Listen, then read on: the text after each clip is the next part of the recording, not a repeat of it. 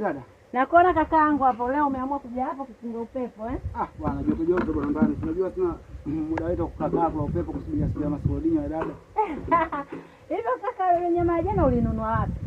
Yaani si ulinunua buchagani, lakini nyama ilikuwa tamu. Mimi sijakula. Lakini mwamu wako kakusifia kweli kwamba ile nyama tamu. Nyama ilikuwa kama ya sungura vile. Sungura sio sungura. Wewe dada kumbe ukula nyama jana. Mimi jana nilikuwa najisikia kama tumbo linaniuma vile. Mungu mwema. Yule dada sasa jana anakuwa sungura ala ilikuwa nyama buchani. Yule alikuwa paka gongo na bodaboda pale njiani pale, njia panda. Yule akasema nimchukua sababu mama si anikubali. Na mimi simkubali. Nimekuletea kwa vile dada yangu ujala. Safi. Ubaya huko. Huyu mshenzi huyo. Kwa hiyo mama mimi umenilisha paka mimi, si ndio? Wewe si ulikubali?